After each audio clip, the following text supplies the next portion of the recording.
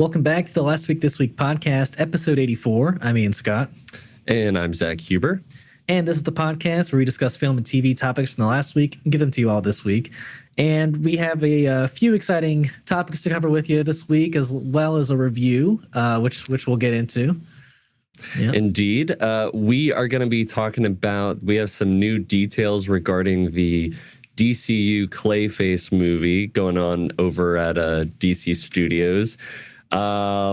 We also have the new Paul Rudd and Tim Robbins movie Friendship. That trailer just came out. A24 movie. Did I say it was A24? I don't think It's an A24 Tim Robbins movie. So imagine the most, I'm assuming it's going to be the most crazy shit I've seen, crazy comedy I've ever seen on screen. But it looks beautiful. We also have reported final negotiations, final talks about who's going to be playing the new Dumbledore in the HBO Max TV show for Harry Potter. And we also have some new details regarding Breaking Bad's creator, Vince Gilligan, and what his next show is looking like. But firstly, let's just get into the main thing, the main topic, the main review that we're going to start the podcast with, which is Ian and I both saw Captain America, Brave New World this weekend. And to some people, this will be a post-mortem of how the movie maybe failed or what it did or did not do. To probably not many people, it will be a celebration talk of the movie. I probably fall a little bit in between, but we'll get into that. Sure. So we went to go see the movie, and I had said on our last podcast and in the stream beforehand that I had pretty much gone from very excited, thinking that they weren't showing a lot because a lot was going to happen, keeping things kind of under wraps, kind of playing it smart, and kind of in the same way that Daredevil, Deadpool, and Wolverine kind of didn't show a lot because they had a bunch of shit in there. And then, as the clips came out, I was like, well, okay, it's not looking so good. It's not some great lines, not some great choreography. They ended up showing way too much, actually. All huge problems. So I, I'm like, all right. It's literally split 50-50, if not 51-49 on the Rotten Tomatoes meter. So I'm like, okay, well, I'm either gonna be, it's literally a 50-50 chance of me liking this. So I'm like, okay, hopefully it'll be passable. It'll be I had an enjoyable time, but it's nothing amazing. Right. And I think that's kind of my general thoughts about the movie. It was I would say that it is if you're looking for something more, and you're looking for an in-depth story and something that has layers to it, or something, go watch something else that feels like it's building to something really climactic, you're probably not gonna get it. If you're just looking for a movie that's got some decent action scenes, actors like Anthony Mackie and Harrison Ford doing I would say a good to great job portraying their characters for the most part with what they were given. I think both of those were great. Then then probably a few cool set pieces here and there, and a decent, not even decent, but just an okay political thriller sort of story. I think you'll have a good time. Yeah. I kind of walked away from it being I would see it again. Maybe not immediately, but I would see it again. Even though it has problems, and it's definitely not one of the greater movies. It's funny because like I did sit on that. Like you were saying when we saw it together that like you would see it again, and I was like, I just don't have like any itch to do that again, and I don't know if the movie is better on a rewatch. You know, I just don't think that's going to be the case. Like some movies I think are because you find out cooler things that are inside. I mean, to be honest, like I do have an inkling, not an inkling, but I have not an itch. No, I get this feeling that I'm gonna. The more I rewatch it, the more I'm probably gonna hate it. To be completely honest, like, I'm probably gonna find more things to be upset about with it than to actually like about it. Yeah. I feel like it's one of those movies For sure. So maybe I shouldn't watch it, and I should just be fine with watching it the one time. And but you know, like, you know, if we're talking about like physics and, you know, the way that a normal man should be able to handle something like Cap Shield, like the believability, like I kind of just try to just let it go. But it is kind of one of those things that's like, it was kind of a big deal for like a super soldier to deal with that shield. And now we just got Anthony Mackie's Sam Wilson just like doing things. We got a whole training montage. I never even knew. I know, but he's doing things with the shield that I'm like, that is no, yeah, and you could wild. Like you could headcanon it by being like, oh well, Steve has this like massive strength, so like the shield is just like fine tuned to him, you know. Whereas like with Sam, like he's a dude, and so like you saying anybody could throw the shield like that? That's pretty. I don't think anybody. Well, I mean, with the right training, it feels like. But with the right, that's what. Yeah. With the right training, yeah. So. Yeah. Like that's not even close to my like biggest problems with the movie. For sure, yeah. Because like, I will say, I think I said this to you. My opinion on the action and the choreography, I wasn't happy with it until we got to the Indian Ocean fight. You know, it was just very like all right. I mean, and you know, we'll get into this later too, but like I've been watching like Daredevil season 2 all week, and like the action in that show is just it's like it's always good, you know, like and I'm always like pretty impressed. Whereas like the hand-to-hand combat in this was okay.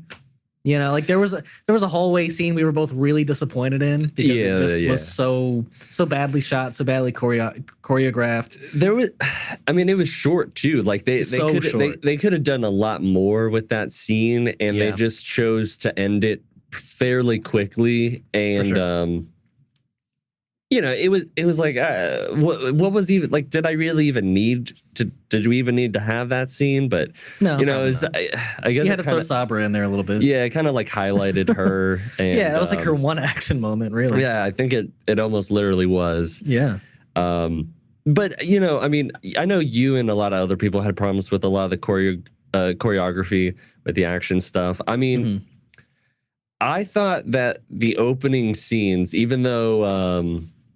You know, with the magic shield, you know, though it looked cool, I was like, that's dope as shit. Like all of those scenes, I thought the combat and the action scenes were actually, I really enjoyed them. It was just mostly towards the point of the one guy who like tears his star and laughs like a comic book like cartoon villain. That was not that great. I like the Sidewinder stuff when he like ambushes him. Like I enjoyed that. Like I think Giancarlo Esposito was good in this. He wasn't great. He didn't have like, I think he had maybe 10 minutes of screen time, honestly, like at the most. Which is fine. It's fine. It's just like his character was such a minor point of this movie. I just wish he had more of a role in this. Yeah, I mean, rather than like them setting him up for something else. I mean, the thing is I don't even really, besides him saying, you know, I will get out. Right. I didn't really feel like they were even building anything with him, and maybe there will be. He just wants to kill Captain America. That's it. I mean, it was very one note, And For sure. maybe in the future he could be fleshed out to be a more interesting I villain. hope so. But otherwise, like it would be like a waste. I mean, I was a little intimidated by him at first when he's like, you know, talking to the priest. No, he was one of the better parts of that whole opening sequence for sure. But yeah, they didn't really know what to do. I mean, he's really good at shooting. I mean, I'll give him that. You know, he's skilled in that way. But I mean, he also got that chest kick he messed him up.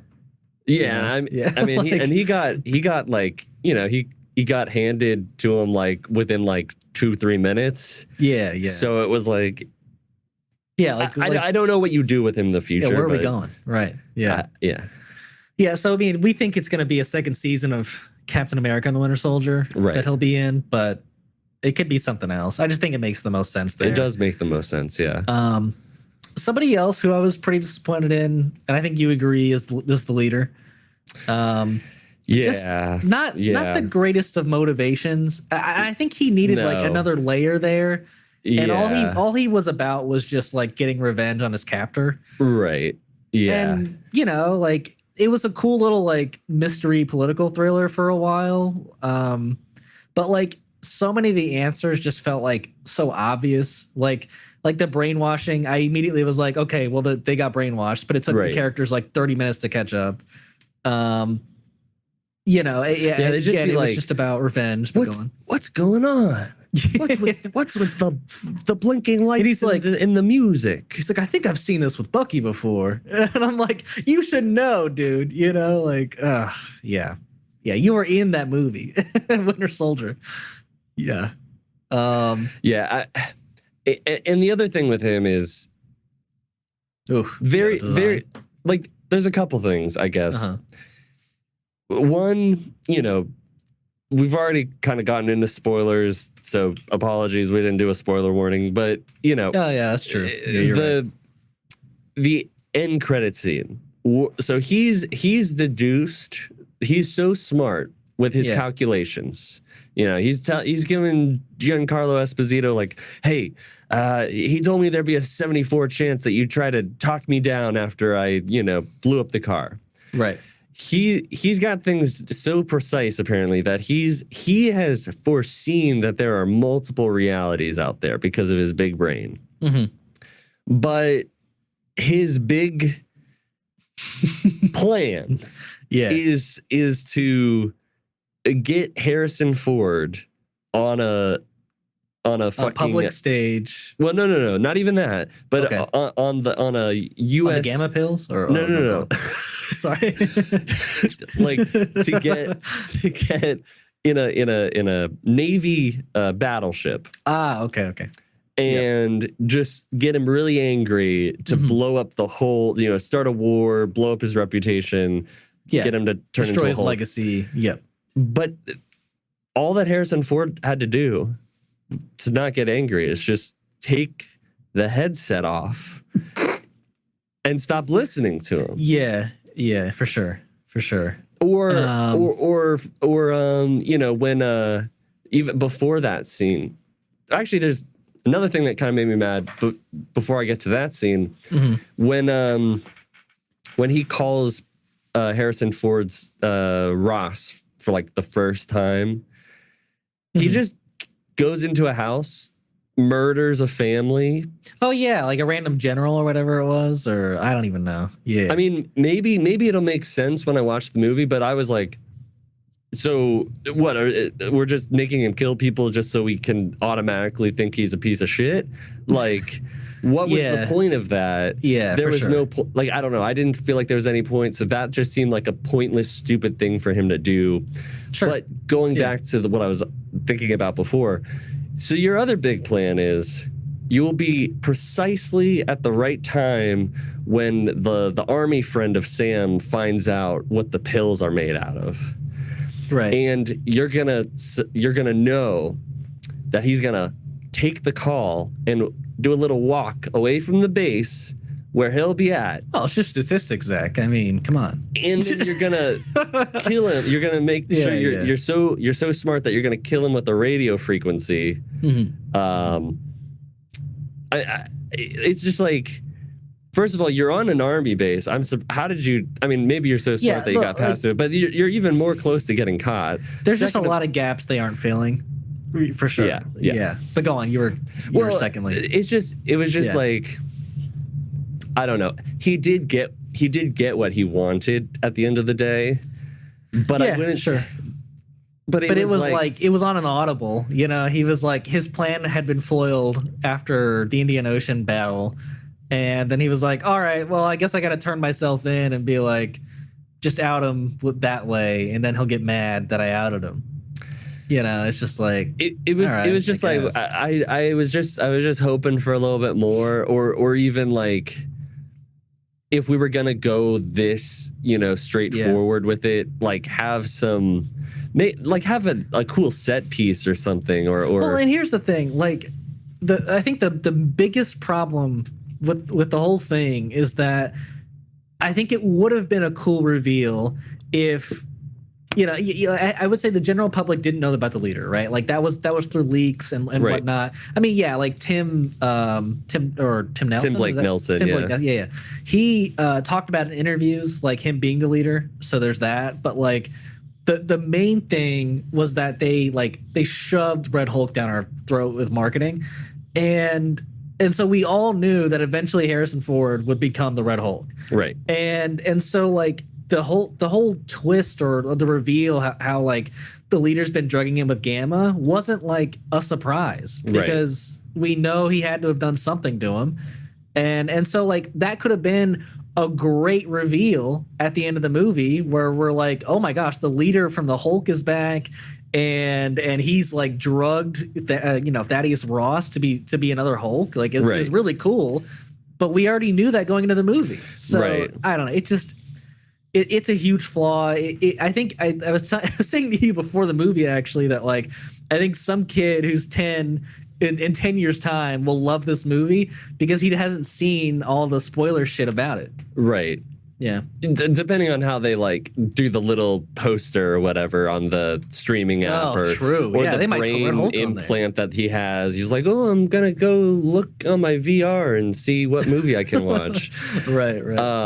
But yeah, I mean, agreed. Like it was this whole build up and it got to the point where like, I don't want to say that the movie would be better if they had leaned less into that. If they didn't reveal the Red Hulk bit of it, it would be. But I don't know. But because like it's like if you take it away, it's not like it enhances everything that happens in the movie that much more. It's just that you don't know that it's gonna happen, and so it's a bigger pop. But like, it's not the same as like. Yeah, we didn't exactly know that Andrew Garfield and Tobey Maguire were going to be in the movie, but every single time that you watch it, like they just fit so nicely into it that it still makes the story like it works. And if you didn't know about it, if you did know about it, it's still a great movie. What's still funny works. Though with that is that the reason that worked is because they didn't put it in the marketing.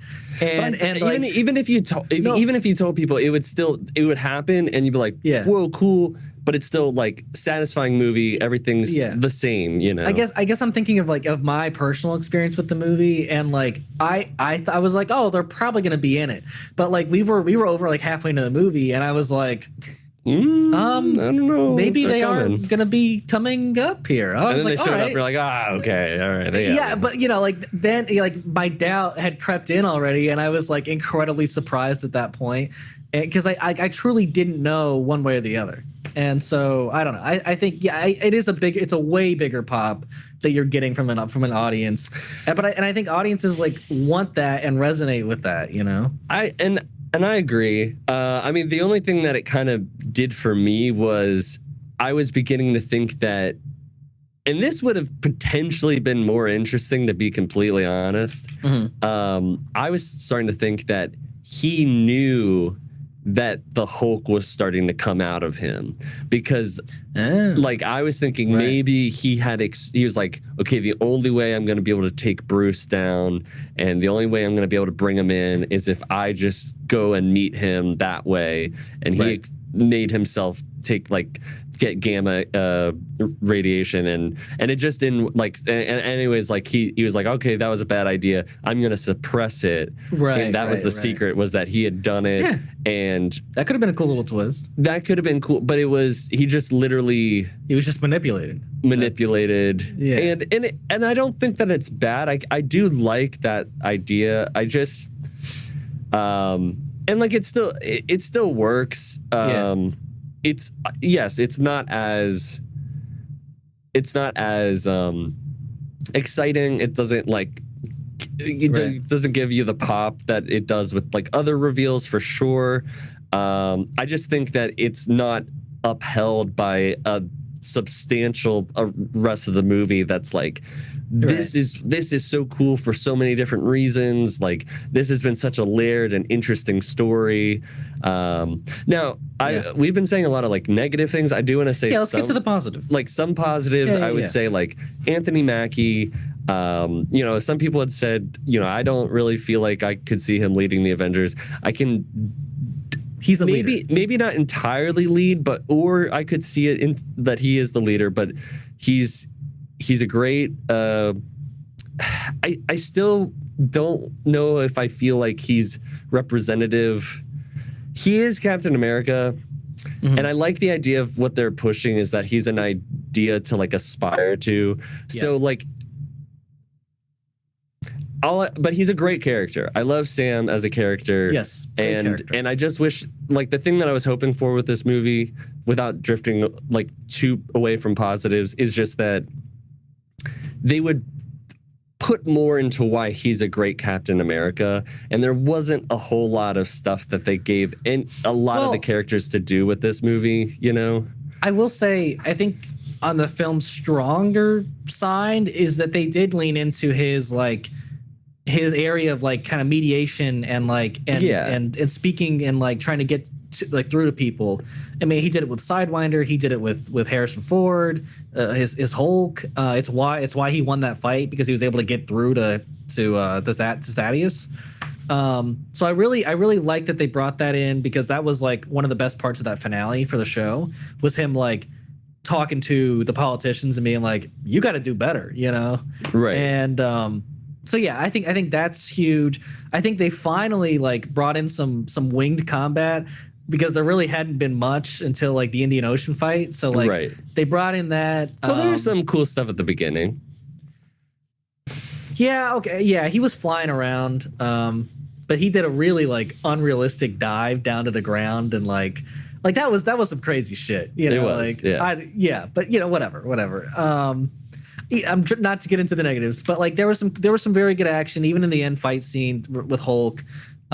He was great acting wise, and the character's great. I actually think Harrison Ford maybe did the best job with his character, though. Like, I really felt for him at times. I loved his scenes with Sam in particular were great. I thought he was incredible in that. Other positives, I would say that Isaiah Bradley was great. Yes, I loved everything that was with great. Isaiah Bradley. I thought he was. Yeah. I hope they keep coming back and doing more stuff with him, because I think he's a great addition. I hope so, because I want to see his nephew again, to be honest. Yeah. Who just wasn't in the movie. You're like, damn, where's that nephew, bro? I want to see him in Young Avengers is my thing. I want a little like Captain Lad or whatever you want to call him. Yeah. I don't remember what his character's name is. Yeah. Could happen. I think it very well could. From what I hear, he was in the movie at one point. He had actually a fight scene at one point. I guess they just cut it. Who I thought actually Joaquin Torres was actually really good by the end of the movie. By the end, yeah. That hospital scene that they had, where it was very good. Wants the responsibility and the pressure. Love that. Not an Avenger though. He's not an Avenger. He's an honorary Avenger, Yeah, I mean, first real combat, almost dies. It's like, hey, he neutralized those three guys in the beginning of the movie. Okay. And nobody saw it. Nobody saw it. You're right. Nobody saw it. So his first public combat was a failure. Mm-hmm. Brutal. Yeah, and the fight with the Hulk was pretty awesome. Like I loved. Yeah, that was a great fight. Yeah, there, like I said, there were a couple of shots where you're like, oh, that doesn't look great, like green screen or CGI. But like overall, I think people were blowing it out of proportion. Oh yeah, I mean, to be honest, I didn't really pick up on anything while I was watching it. There's one scene in particular where like he was standing in front of some cherry blossoms, and it looks like a green screen. It really does. But like it can't be as bad as I saw the Rhino fight with Craven. Oh, I never saw on Instagram. Yeah, is it bad? Oh my god, that is the worst CGI and green screen. One of the worst crimes of my eyes I've ever seen. It was terrible. It was so bad. No, but I think like overall, like I think I am being harsh with this review, but like I did think it was a decent political thriller. Like you had the vibe, the tone, like the cut, like I don't know, like everything felt right. Yeah. It's just very, very predictable and surface level, though. You know, it's no, for sure. Like I didn't, but the things that made it enjoyable, I guess, for me, is the dialogue between him and Isaiah Bradley, between him and Harrison Ford. Yeah. His mentoring of Joaquin. Some of the action, like there's things in there that like I like the build, I guess, throughout the movie, but yeah, it is very predictable. It's fine. Like it's a fine movie. You know, right. it's you know, I'm not raving to people like, oh man, like geez, that was a good movie. No, like for sure. But for sure. You know, yeah. I will say one character I forgot to mention that I'm not a fan of at all is Sam's new like best friend at the White House, Agent Taylor. Just like the most pointless surface level character I've ever seen. Really had no impact on the entire movie at all. Just somebody for him to talk to. Yeah. They really tried to like, especially with the scene where he's working out and she's like, I'm gonna tell the doctor 5 miles, and he's like 3.5. Yeah, sorry, no. She was like 3.5, and he was like 5. Yeah. But like it was so flat. Like I don't. Maybe it's the actress. Maybe it's because they didn't give much for the actress to do. But I was like, y'all have. What is your relationship? There's no chemistry. I don't believe your relationship is real. What is the thing with you and Sam? Like, were you guys a thing? Are you guys friends? Just friends? Like, when did you meet him? Why is he your friend now? Give me like a little bit of backstory. Anything. I mean, they gave us 0% backstory. So, yeah. One other thing that I am really let down about, though. So the president wants you to reform the Avengers, who by the end of the movie is no longer the president. Right. And we have no idea who the Avengers are. And to be completely honest, it was such a throwaway thing. You know, it was like, he wants me to reform the Avengers. Oh, well, they brought it back at the end of the movie. Oh, they brought it back at the end of the movie. Oh, cool. Yeah, no. They were calling it back. Like, I was just like, this really had nothing. Like, this was just a nothing thing. You know, like, they didn't build on it at all. They're just like, you could have watched a trailer and been like, hey, it looks like they're going to reform the Avengers. And you're like, I wonder if they're going to talk more about what's going to happen in the movie. Nope. I don't know. I think not anything. I think it would have been really cool. I agree with you. I think it would have been really cool by the end of the movie for us to like have a president who we know like the president is in the MCU. Like we've never known who the effing president is. Or freaking you know, there was that whole and this is me going, if I watch it again, I'll probably be more upset. There was even talk of like, well, what happens if I reform the Avengers and, you know, you don't like what we do? And he says, well, we'll have to talk it out and we'll figure it out. Yeah. That could have been such an interesting thing to go throughout the rest of the story. No doubt. Or even continue on later. And it was nothing. It's nothing. Now Sam's just going to reform the Avengers without any, I don't know. I guess, He conflicts. doesn't even need to. It's just his. Now it's hit. Like now it's his idea. Even if, like, yeah, I think he will. I mean, it's too big of like they mentioned it at the end of the movie for them to not. Especially, I think like at this point they have a pretty clear plan of like how they're going into Avengers Doomsday. Do they? Well, they're filming in March, so I would like to think that they have a plan. Do they? And all three of the movies have been filmed that are coming out this year, so they're literally only working on Doomsday. So they better have a plan, because yeah, you're right. I mean, this movie, at the end of it, you're just like, all right, well, Sam's still a great Captain America, and this was his first outing, and that's that. You know, everyone who's bad is in the raft, and we're moving on to the next one. There's really like no forward movement Just for the MCU. chugging along, yeah. Just chugging along with an okay story. Yeah. Yeah. So yeah, maybe our review here sounded harsher than what our ratings were. I gave it a 3 out of 5. I get a 3.5 out of 5. Yeah, yeah. I could see yours moving down. I could see it. Yeah. I could see it.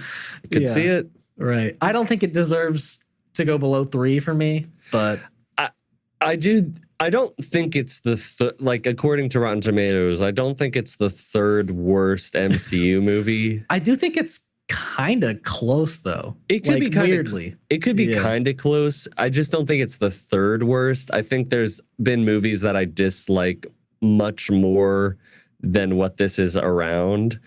Right now, I think I have it at like the eighth worst. Okay, yeah. I mean, yeah.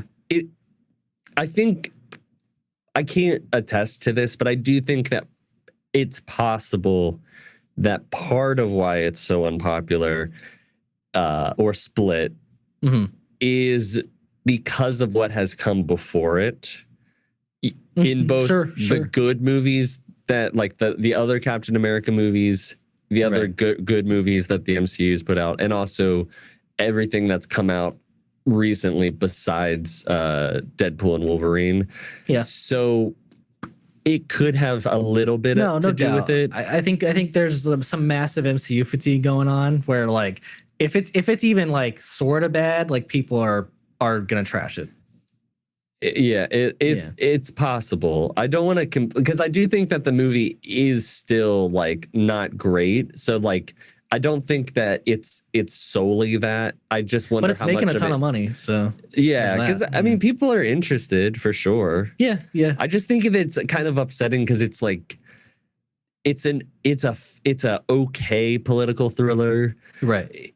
If you're looking for more MCU lore, you're not really gonna find it. Yeah, I mean they built off Eternals, they built off Hulk. But did they said, adamantium. Right. And what is adamantium? It's the world's stronger than vibranium. Versatile element. Metal. Yeah. Okay. And that was it. And then there was a conflict in the Indian Ocean and with Japan over it. That was the other thing. Hold on. There was another thing. Oh boy. So this is a worldwide conflict. Yeah. You're telling me that the only players are India, Japan, and France, and the United States. Well, they're the major ones. No China, no China, no Wakanda, no fucking Wakanda. Yeah, that's pretty wild.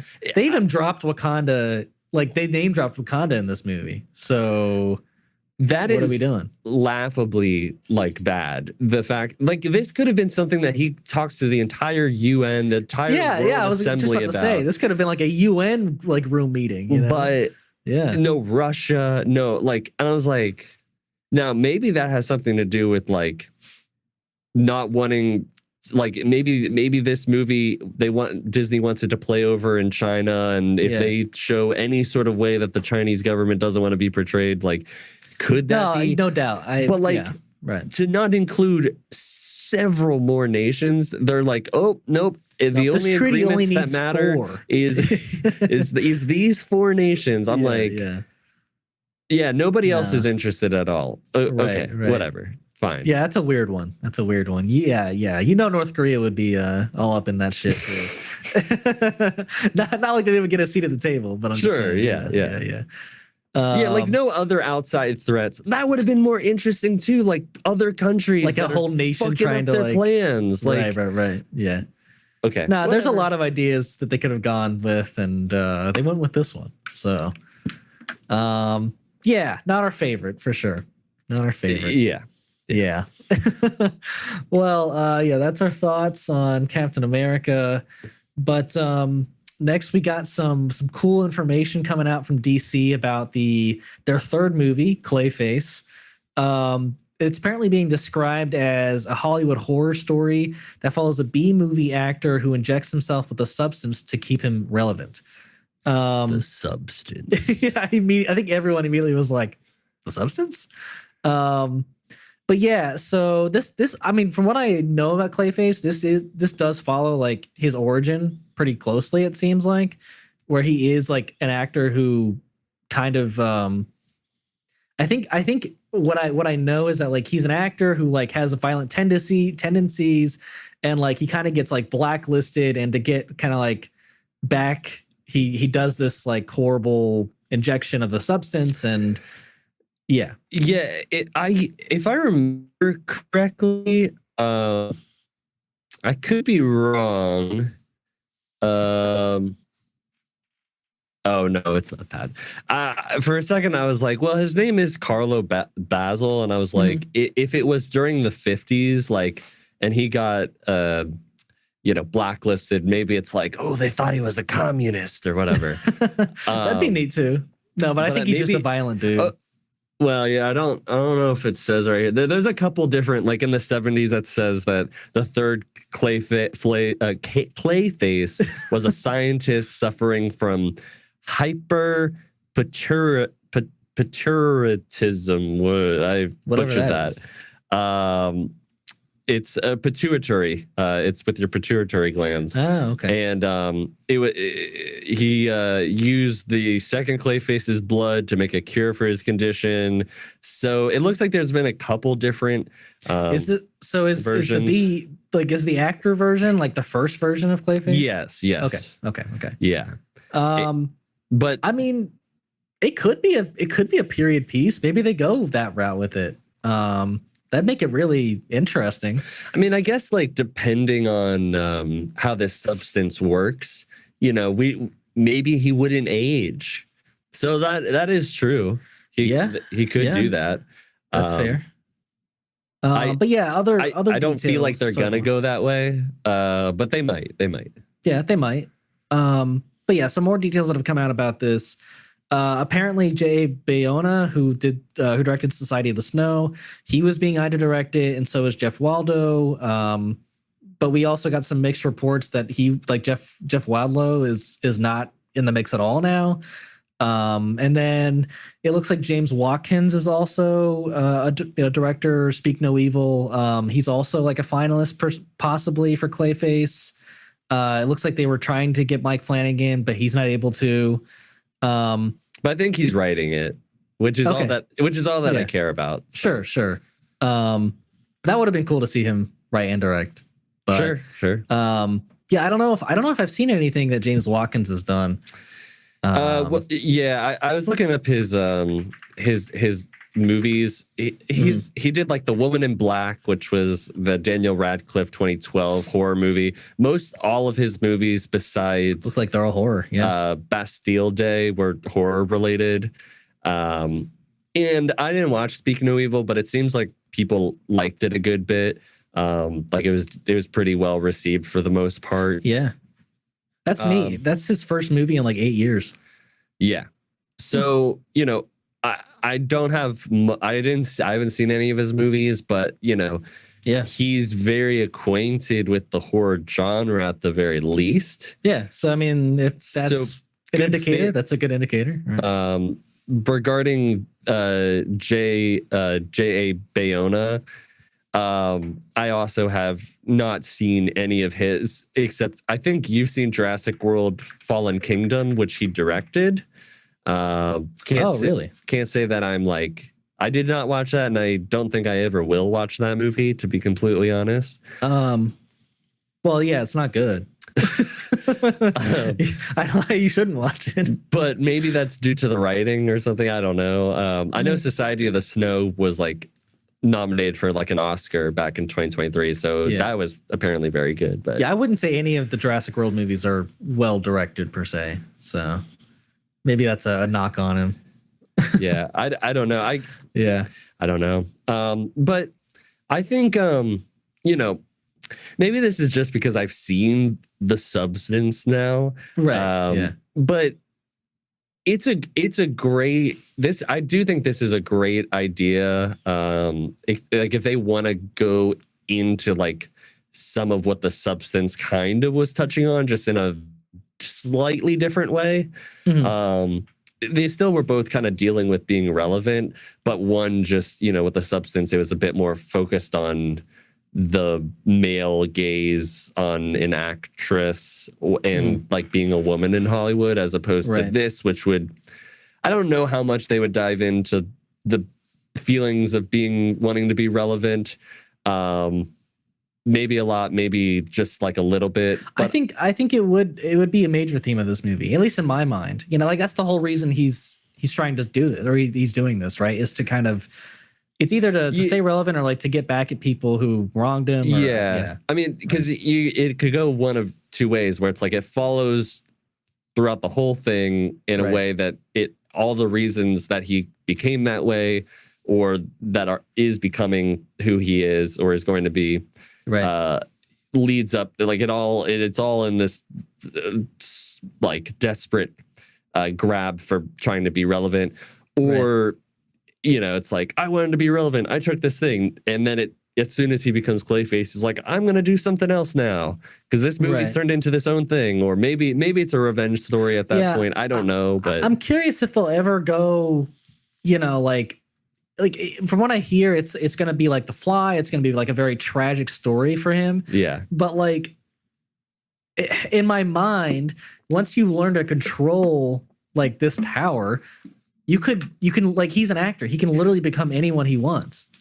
And so that should be his dream, right? Like it should kind of flip on its head at some point, maybe. I feel like, I don't know, it would be either he can't entirely, like he can't hold it for that long, or it's not quite right. Like there's things that he's still like it's not that malleable. Like he can kind of look like somebody else, right? Or like I feel like there's got to be something like The Substance, where there's this, you can take this miracle drug, but you have to follow. There's going to be a downside. There's it's kind of like a fairy tale. It's like, you make 3 wishes, but then you only get that, or like sucks if that was your last wish and it was something you didn't expect, or right.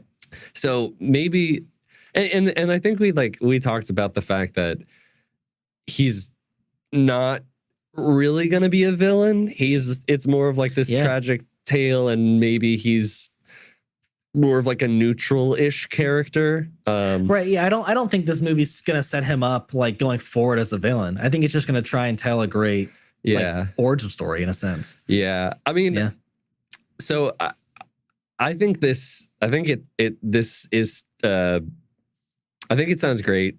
Yeah. I think it's one of my most anticipated projects, comic book wise, movie wise, just anything wise, because I love Mike Flanagan. I think Clayface is a very interesting character, and the fact that the DCU is wanting to make this story is very intriguing. Yeah. No, I think that like The Fly, but Clayface, like that sounds cool. Yeah, and I hope they dive into that. Not that I think that The Fly is necessarily a B movie in some ways, but in some ways it is. With the kind of, it's a good one though. Yeah. The campy makeup and whatnot. Sure. Yeah, so the idea that like a B movie actor who then maybe with the effects in this movie like kind of turn into like a B movie horror monster, right? Yeah, because like it's not going to be a big budget movie. I think they will do practical stuff because what we're hearing is it's going to be a $40 million budget, which I think ultimately is like almost guaranteeing this to be a hit. You know, like you released, I think it's releasing in October or September. I can't remember which, but like that's prime horror, you know, like movie season. And most horror movies, like if they're good, like they're going to make 100 million or more, you know? Right. And that's all this movie really needs to make. So, right. Yeah. I mean, to be honest, I mean, not everything practical necessarily means that you're cutting costs. I think that's why they do CGI a lot of the time. So I think it'll be interesting. It'll be interesting to see what they do. I don't know. There might be a good bit of classic, you know, like a Twilight episode. There was a Twilight Zone episode where a guy he can switch his faces. He can be whatever, as long as like he sees a person, he can be them. And you know, it's like, well, they didn't have CGI and shit like that back in the day. They were running on TV episode budgets. Right, so what do they do? They have the one shot and they of the person, and then they tilt the camera away, and then you go back and oh my god, it's a different person. Interesting. You know, I mean, I don't think that they're gonna go like that. But they could have they could have some things where they don't do they maybe have like a weird sound, like you're like, oh, they're transitioning, and then we just need a really creative director to be attached to this, honestly. Right. Yeah. So very, very curious to see who ends up doing this one. Yeah. Right. Agreed. But yeah, that's our Clayface thoughts. Yeah. Now we're gonna move on to a trailer that we saw somewhat recently. I think we're both pretty into it. But this is the friendship trailer for from A24, starring Tim Robbins, Paul Rudd. But yeah, this trailer, if you haven't seen it, basically it kind of follows. I would say it takes place in like the 80s. It seems like. At least I got that vibe. But I don't feel like it does, because he literally says at the end of it, a Marvel. We should go watch the new Marvel You're movie. Right. There's just so many like things in the set and like the way it's filmed, like everything about it feels 80s to me, or like a little maybe like late 70s. I don't know what you want to call that. Right. But regardless, it follows Tim Robbins is the main character. He gets a new neighbor and who's Paul Rudd? Who's Paul Rudd, right? And he asked him over for drinks, and his wife is like, "Yeah, of course, he'll be right over." You need some male friends. Exactly. Stop hanging out here with me. We don't do anything, okay? So we immediately see him kind of like immediately welcomed into this friend group. He calls him, "Hey, this is my neighbor. He's the best." They have this like little man circle in the basement where like they're talking about the problems and singing and like feelings. Yeah. And Tim Robbins' character seems to be loving this. And it seems like they have a friendship for a little while with this group. And then Paul Rudd is like, "Hey, yeah, I think this is we've had some good times, but I think this is it for us, basically." And Tim Robbins seems like he goes insane off of this. And he doesn't like that. They accepted him too fast, and he needs some rules.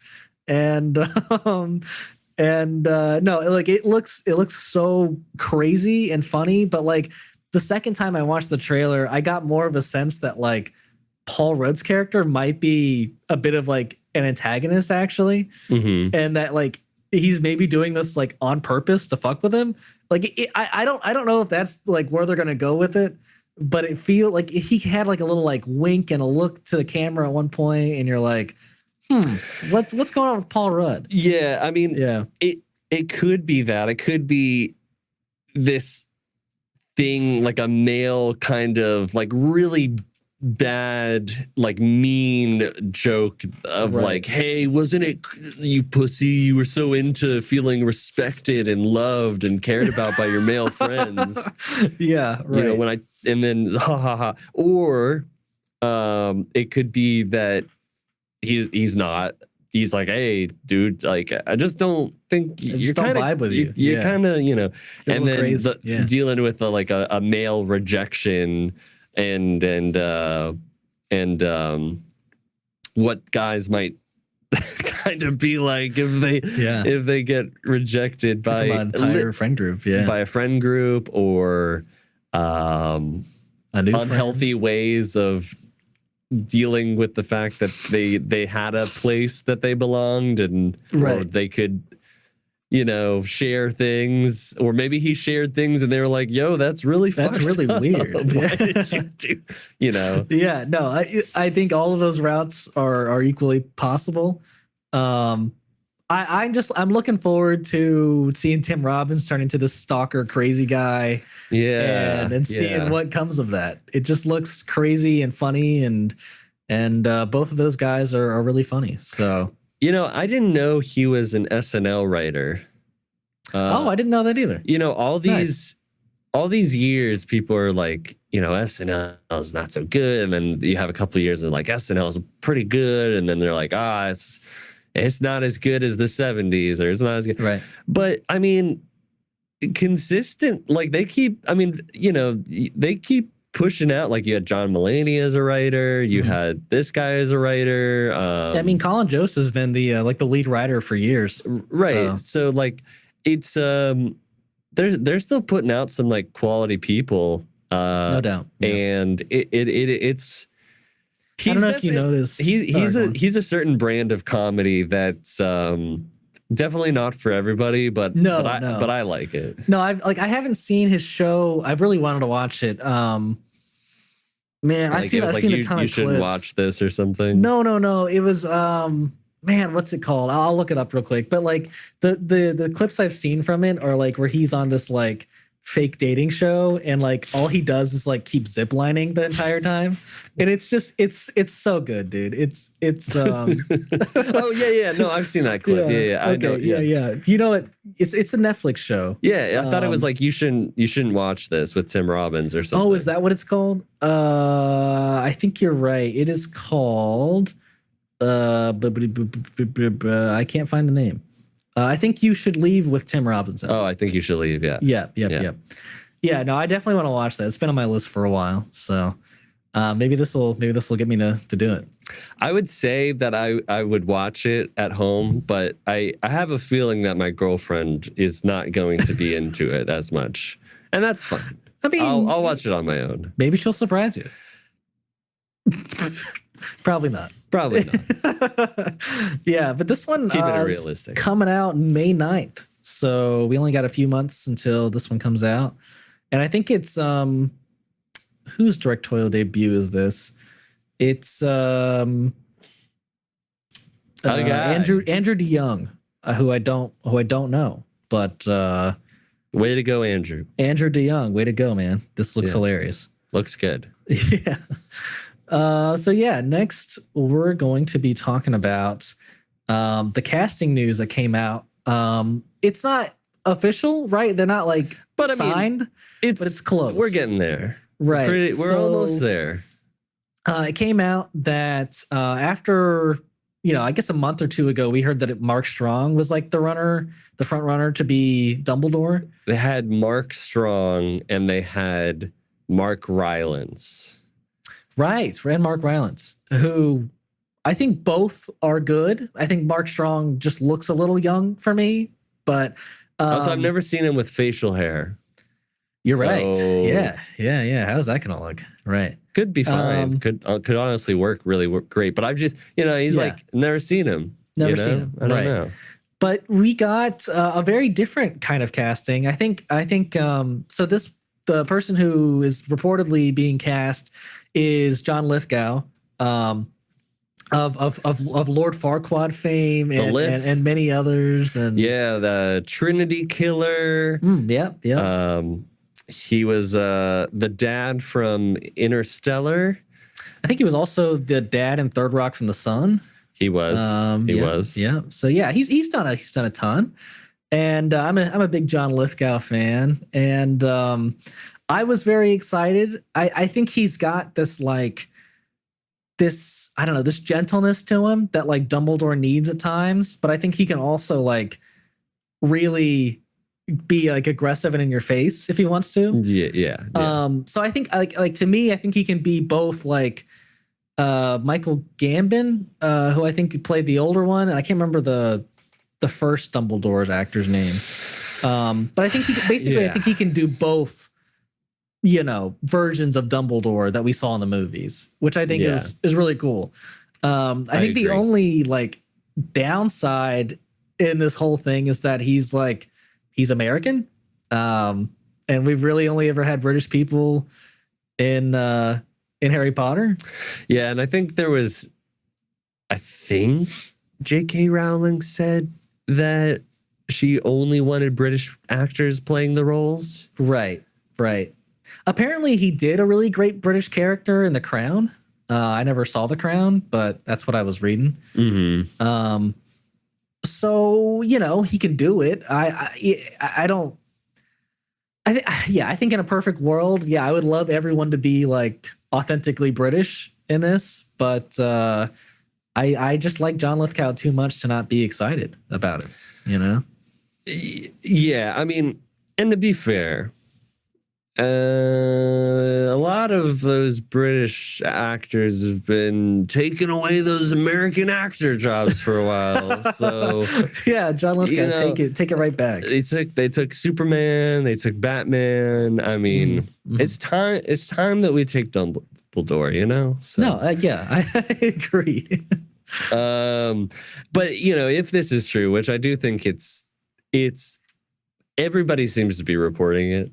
Right. Like everybody. Deadline, Hollywood Reporter, everybody. Mm-hmm. So I think that this is going to happen. I think that he would be a great Dumbledore because I agree he could do the soft and he could do the more domineering sides. Did you put your name in the Goblet of Fire? Right. Yeah. Right. Yeah. He could do both. I think he could do both. Yeah, absolutely. And I love John Lithgow. He's such an interesting actor and has such an interesting presence and face, and he's a great character actor. Agreed. And that's what you kind of need.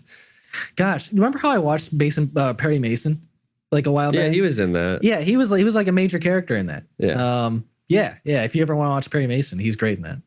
Yeah, I love it. I love watching anything he's in. But and on like I don't know who cares if he's not British. I don't really care. Like maybe ideally, like yes, it would be nice. But it doesn't. Maybe it bothers some people. I don't know. I'm sure it'll bother the British people. Yeah, I'm not sure, but I think this is great news. I hope it's true. And but if it's not, I could still be okay with Mark Rylance. I think he's a perfect gentle Dumbledore. And to be fair, like I haven't seen all of Mark Rylance's stuff, so he could be. You don't know the range of somebody, like people didn't. A lot of people were like, "Hey, this Twilight guy doing Batman," and then they went. Oh, and then all the men. There were a lot of haters about that casting. Well, they always are. They always do that. Yeah. And then now he's got like a flock of men fans. You saw that too, huh? Yeah. So, it's whatever. Yeah. I think it'll turn out well with any of those three actors, to be honest. But would be very cool to see John Lithgow. But yeah, I think lastly on our list here today, we got some news about Vince Gilligan, who is the creator of Breaking Bad and Better Call Saul, about what his next project is going to be and when it will be releasing. So basically, we know that we've known, I guess, that it's going to be a sci-fi TV show and that Rhea Seehorn is going to be the lead in it. But apparently, it's now been reported that it was wrapped filming in September, and that'll be coming out sometime this year on Apple TV Plus. And we also got the little note that it's being compared to classics like E.T. I don't know if I ever expected E.T. and Vince Gilligan to be mentioned in the same sentence, but I like it. It's a very new direction to go in. But I guess the line here is that it's going to be a psychological sci-fi that explores the human condition in a surprising way. A very different role for Rhea Seehorn from what she portrayed in Better Call Saul. But actually, I don't know if you ever watched the whole thing of Better Call Saul. No. No, you think you just watched the first season? Was that right? Not Or even all of not it. even. Okay, so if you do end up watching it, I mean, she was at least like by far my favorite character in the entire show. She just has such a like an amazing arc, and she's like such an amazing actress who just knocked out that role. So yeah, this one is very high on my like anticipated list, even though I really have no idea about it. I just know that Vince Gilligan creates great shows and that she's a great actress. Right. But yeah. Yeah. So, you know, when I was reading this, the idea of the creator of one of, if not two, because, you know, like I don't really know what to say about Better Call Saul. No, I was gonna say like better, you know, Breaking Bad's like arguably top 5 best TV shows of all time. Like there's no way around it. I think it's like and I wouldn't call Better Call Saul that, but it's still like an A tier show, right? You know, like it's a from everybody that I've heard, great show. It's a great show. But the idea of him doing a science fiction show does something to me that I can't explain. I'm so excited, and I'm so happy that it's already like wrapped and it's going to be on Apple TV, which is something that I've noticed is Apple TV. Like it's like, what am I doing? I need to be subscribed to Apple TV because all they put out is great science fiction shows at this point. Like that is like the science fiction hub of TV. You got Severance, you got like For All Mankind, you got Silo, you have like the freaking Azakoff show. I forget what the Azakoff trilogy of like books or something that they did. Like they've just would you also count Monarch Legacy of Monsters? Monarch. Yeah. So like but that does seem to be the thing that like a lot of TV has been embracing more and more over the years. I mean, I feel like everybody's trying to do their own like post-apocalyptic, or even not even post-apocalyptic, but space heady science fiction. You know, mind fuck sort of thing. Right. No, I mean it is an incredibly popular genre right now for sure. So this is just great for me because I love science fiction. I think it's maybe the best genre that there is. I think it's, you know, it is one of the most compelling and best ways to kind of tell a great allegory or try to define what being a human is and create things to aspire to, or like see cool things that like maybe we could have, maybe we'll never have, but it's cool. Right. No, yeah, for sure. Or it's scary. I don't know, but But I'm guessing if it's being compared to E.T., that there's probably going to be a little creature of some kind mixed in here, you know? But I also think there's going to be some heart to it at that point, you know? Like, I don't think it will be as dark as his other shows have been. I think it'll be pretty dark. You think so? I think it'll be dark, but there'll be moments of light. Like in The Last of Us. I guess they're saying it's psychological sci-fi. Yeah, that could be dark. Human condition in a surprising way. Yeah, I don't. Yeah, it's so vague. I mean, I'm down. I'm down for whatever Vince Gilligan does, but I do love his like darker shit. You know, so if he goes in that route, but I wouldn't say that. You know, you watch Breaking Bad. There is dark things in there, but at no point do you ever. Maybe not at no point, but most of the time when you're watching that show, it's an easy show to watch. Like there's more like just great dialogue and comedy at times, and it can be dark, but there's something about the way that he did it where it was always entertaining. And like, even if it was dark, it was like you'd have these moments where, like, you know, even though there's a guy chained up in the basement who's, you know, who you thought was dead and can barely breathe, and you've got him chained up, and but you're like trying to make him like a ham sandwich and talk to him, drinking beers with him. Like, there's all these like moments. I get what you mean. So it's right. I don't know. I think if anybody can do it, it's him. But I think what he does do really well is like the lead characters and the side characters that are immediately around them, like incredibly well. Like I think he wrote Saul so well, and then Kim and then Nacho. Like those three in Better Call Saul were like incredible to watch the entire time. Just great characters and so much depth and layers. And so I have no idea how Rhea Seehorn's character fits into this, but I hope that she has those same kind of layers that she had previously. So yeah, but these are all just kind of like my hopes at this point. I just don't know much about it. I want more. But yeah, I think what was it being called? It's the working title is Lycaro 339 is what I was reading here. Or maybe it'll be an android. But and here's something new. It's set in present day Albuquerque, New Mexico. So it's a sequel to Breaking Bad. It's still the same area, which is neat. But yeah, it's apparently set in the present day, and it's it'll be Area 51. That's why. Oh yeah, that makes sense. Maybe that'll be why. He loves New Mexico, man. He's a New Mexico guy. I mean, if there was, the atomic bomb, Area 51. But this had a lot of filming. 7 months. I was telling you before the podcast. From February to September of last year. I'm hoping that means we get a lot of episodes. Maybe they just wanted all the seasons.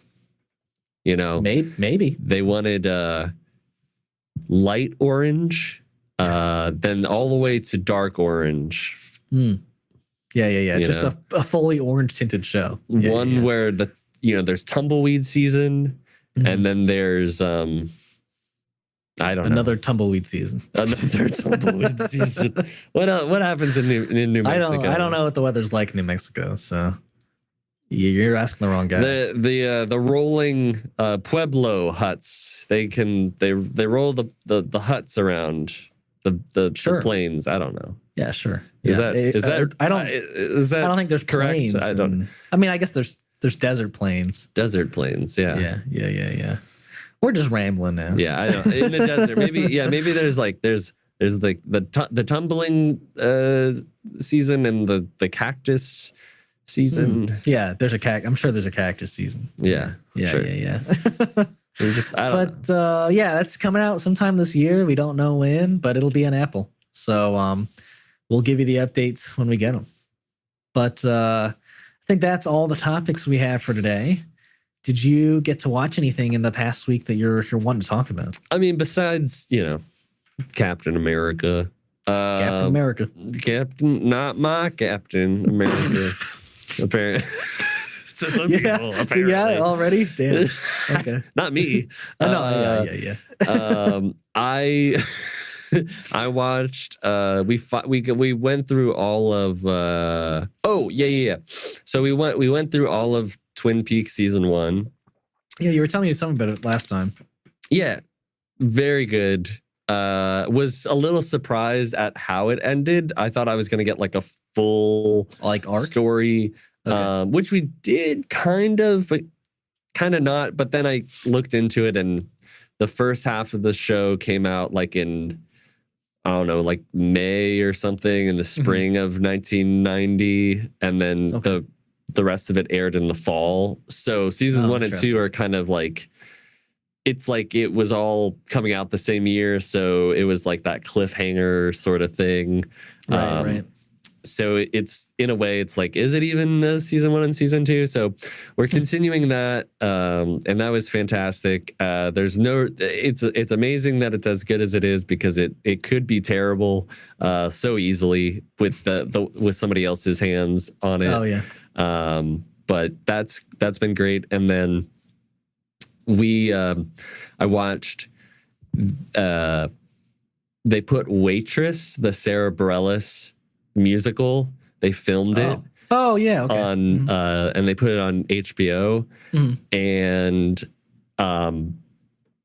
I get they had the movie, and it was based on a book before that. And that was surprisingly, I mean, it's not surprising that Sarah Bareilles is as good as she is, but it was, I had, to be honest, I had no real interest in watching that other than because it was Sarah Bareilles. Even though I should try to give everything kind of like a shot at least, but I was like, I don't know, a musical about being a waitress. I was like, maybe that's like, there's something wrong with me with being like, oh, it's a little too like, a little too plain or something. Right. But it was very good. It was Nice. very, very good. I was happy that I watched it. There's actually some at the first 10 to 20 minutes, I was like, I don't really know if this is for me. But as soon as we started like introducing like the love interest, it really picked up. Yeah, it was fantastic. All the songs are really great. The actors were incredible. Nice. And it wasn't like the kind of story where like everybody ends up in like a happy, I mean, kind of, they end up in it. Instead of it being like, oh, the guy gets with the girl, it was like a very like fitting thing for them to, and necessary that they don't end up together. So there's a lot of interesting things that that happen. That's not really giving anything away because the movie's really about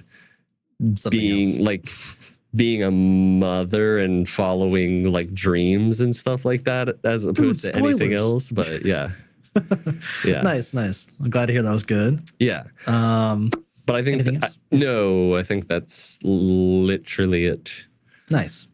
All I've really been watching this past week is Daredevil.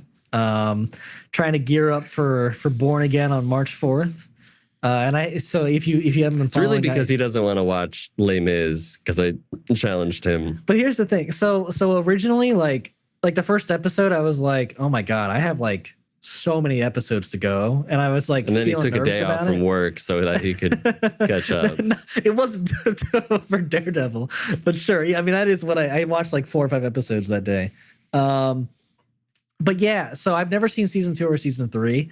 And season 2 was, I think the first half was like incredibly strong. Yeah. You had like so many great moments, like Daredevil and Punisher and their dialogue, and like and them gearing up for the trial and the conflict of like him being with Elektra and like fucking with the trial, and like all that was really good. Whose trial? Frank. His trial. Yeah. I forgot. Yeah, but then, like Matt just starts losing everything. Like he loses like Foggy's friendship almost. Like he loses like the Karen relationship. Like he was so good with Karen, and then he loses that. He loses the case. Frank escapes prison, so he loses Frank. And then he's going all in on Elektra and like fighting the Hand, and then like Elektra, like I don't know, that like the last half got like a tiny bit weak because like Elektra was flip-flopping like all over the place. Karen was getting kidnapped like left and right. Even though I loved her journey this season, she was just like in the crosshairs like 90% of the time with anyone. But I think overall, like the season had a good arc. You were like following 2 people who you like weren't sure which paths they were going to take with like Elektra and Punisher, and they both kind of like veered off by the end into like different paths. And I thought Elektra was a really good character, and Punisher was great. And I like how they set up season 3, but I don't think it was as good as season 1, but it's still really good. Yeah, I mean, all I remember is the stuff between Daredevil and Punisher and the rooftop scenes, and the rooftop all that scenes stuff were so good. So good. Yeah. Foggy had a couple of really great moments this season too of dialogue with like like at the core, like during the trial, and then like at the hospital when like he calmed all those like two dudes with the knives down and like. But yeah, he's always good. No, Yeah. he's always good. I think I just remember a lot of the stuff with the hand in the later part of the season. I was just like not crazy about.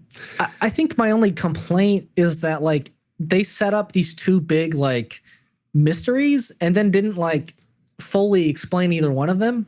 You know, like with the blacksmith. You know, like there was clearly more there. You know, like and I don't know if you remember the blacksmith, but like he was the one who set up that whole drug deal in Central Park that got like Frank's family killed. And like and the blacksmith ended up being his former like commander in the army, which was Clancy Brown.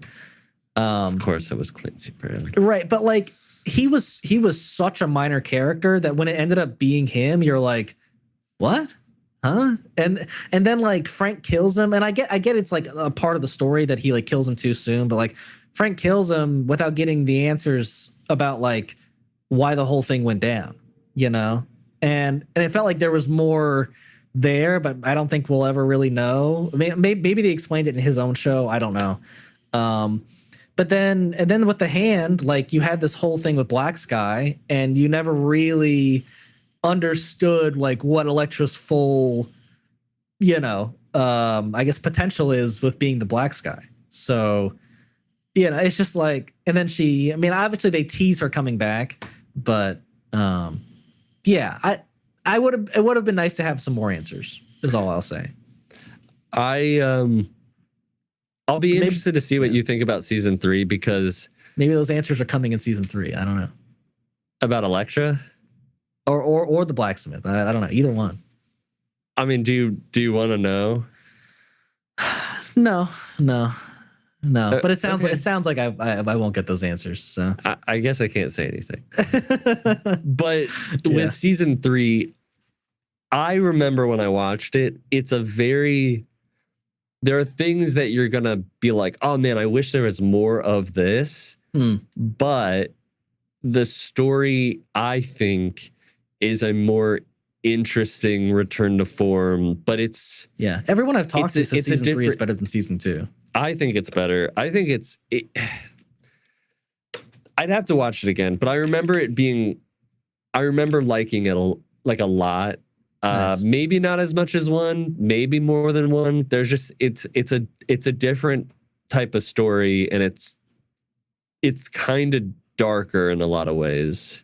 So we'll see. Yeah, I mean this story in season 2 by the later half of it got really like fantastical in a sense. It did. So I'm down to go back to more groundedness if that's what we're going to. It's a lot more grounded for sure. Okay, cool. I'm down for it. Yeah. But yeah, that's really all I've watched. So I guess that's the end of our what we watched segment and the end of our podcast as well. So as always, thank you guys for watching and listening to our podcast. We release these once a week and clips 3 times a week. And if you want to follow our social medias or any of our other platforms, we have the descriptions below. And if you want to support us one more time by giving us a like, a comment, a rating, a review, or subscribe, we greatly appreciate it. And until next time.